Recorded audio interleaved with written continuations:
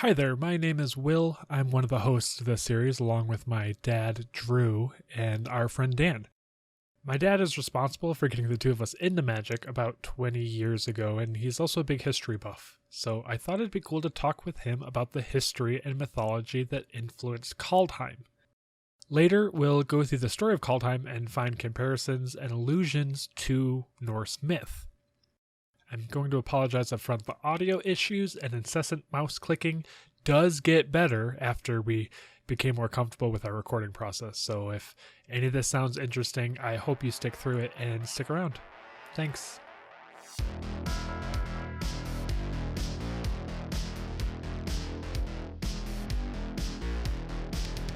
Welcome, Dan, to Kaldheim.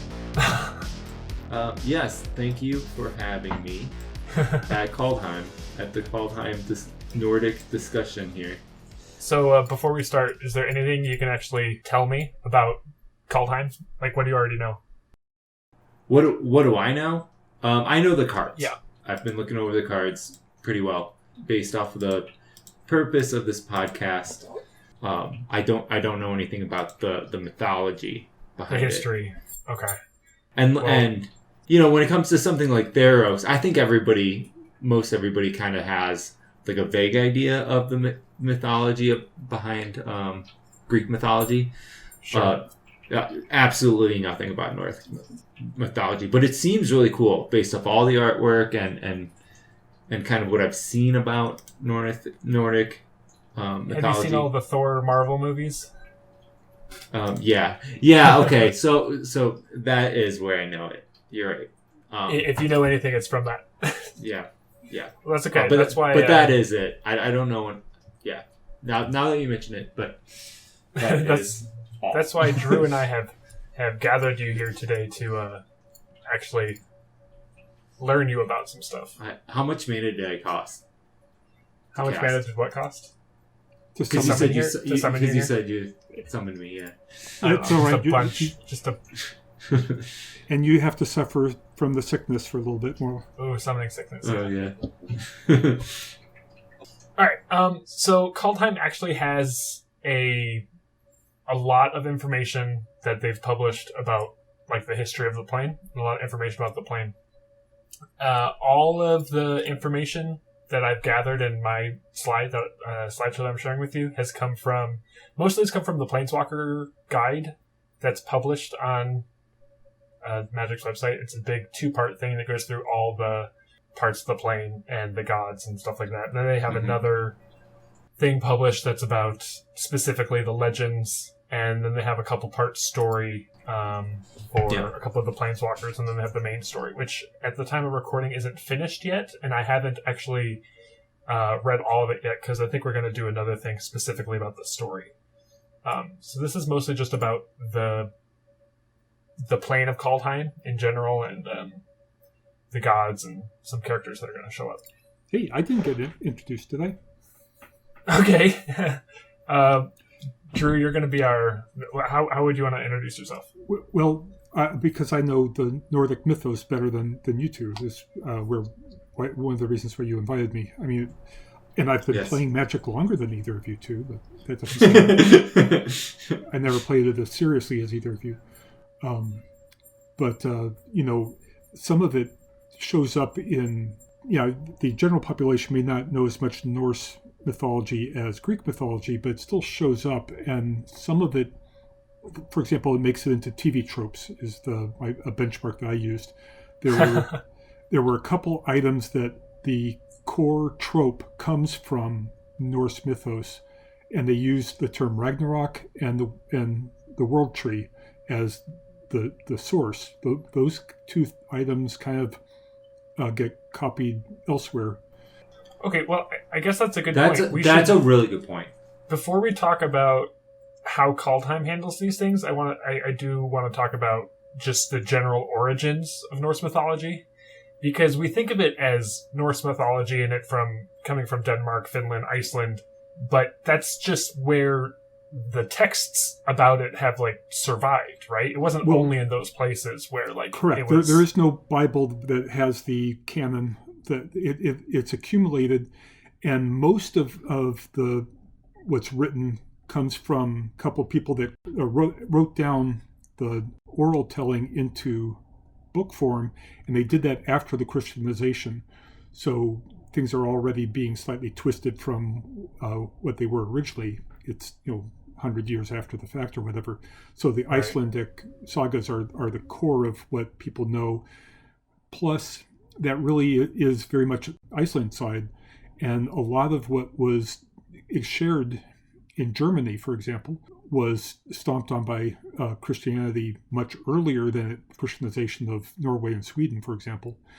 And there was obviously a language difference, and what survived in Germany was only a different part of what might have survived in Norway. So it all came about the revival in the late German Romantic era with Wagner and his Ride of the Valkyries, is music that plenty of people will recognize. He retold certain stories that are very well known and reused in Germany today, whereas there were companion or comparable things in Norway, but the Siegfried and the dragon is nowhere near as well known there as it is in Germany, and vice versa. Even though it technically would have had the same source as a lot of the other stories originally. Exactly. It just may not have survived. How common different things were is a little tricky. So, the gods were not equally revered. So Thor might have been particularly popular in where the Vikings had conquered England. Wotan or Odin was much stronger in certain parts of Germany, and so on. And also changed over time too. So some gods were more popular in one century, and 200 years later, a different one was more popular. That happens. I guess the easiest way to compare it to something else that like Dan might be more familiar with is the difference between the Roman myths and the Greek myths. How they still have the same sources too, but they have their own tweaks on it from how it spread, I guess.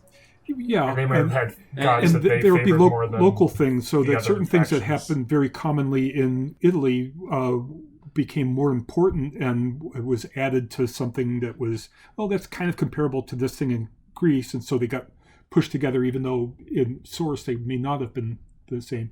Or there's the reverse. There's something at core that's in common, but because it gets spread out and diffused, people start looking at them very differently.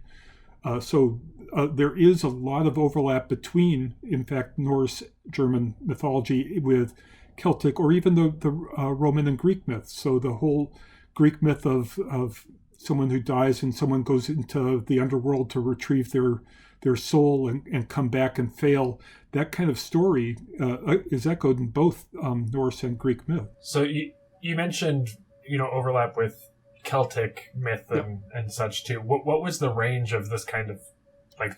How can you describe the differences between like Norse paganism and just general paganism through history?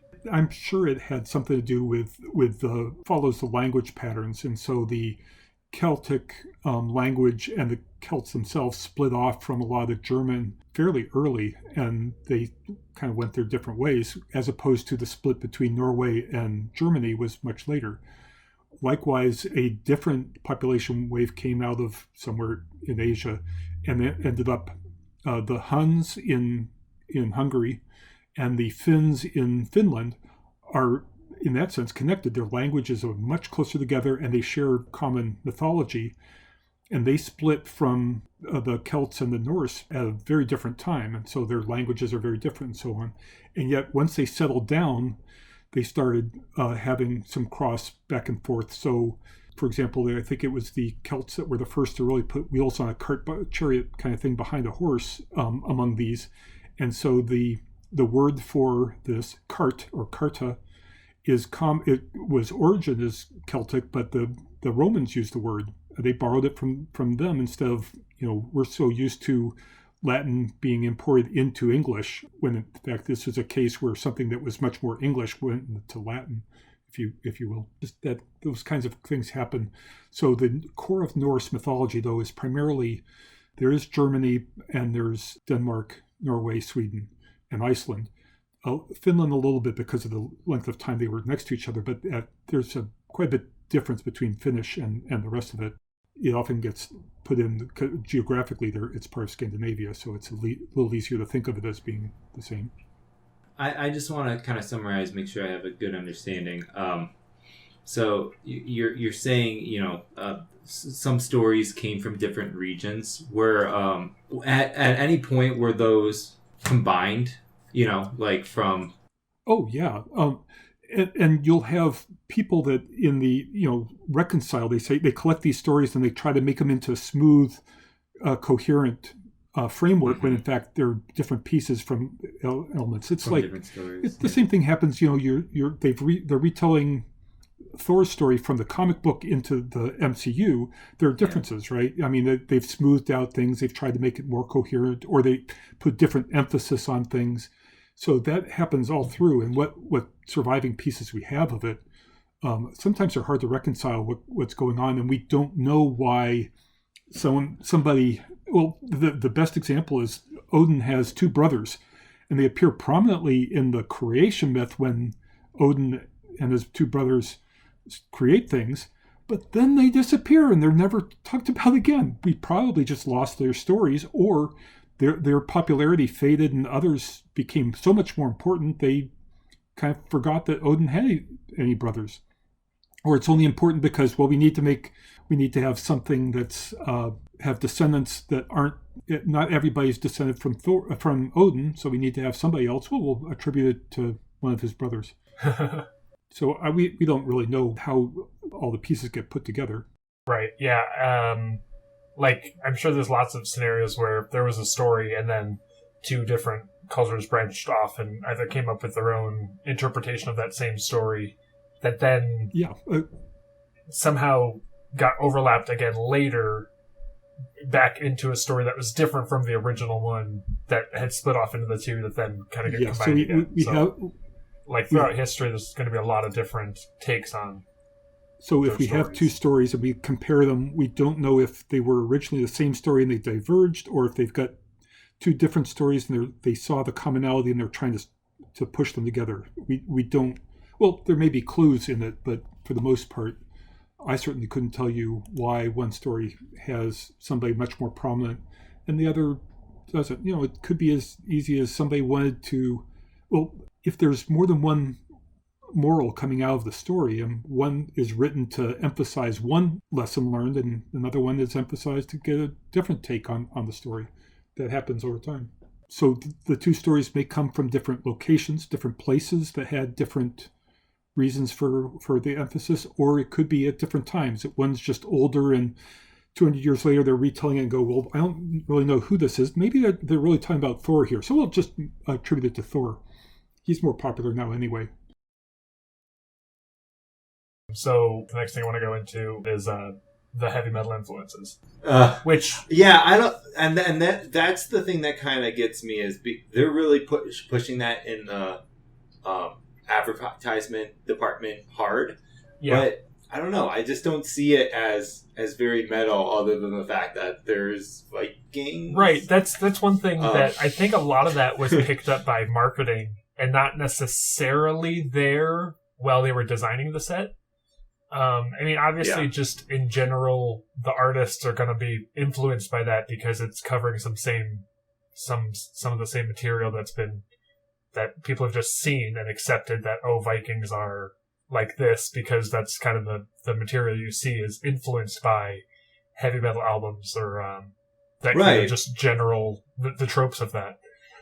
But in the set, there's not really a whole lot that's literally from tropes made by the heavy metal music, except for obviously the special promo. Why can't I think of their names? The old masterpieces. I can't think of what they're called.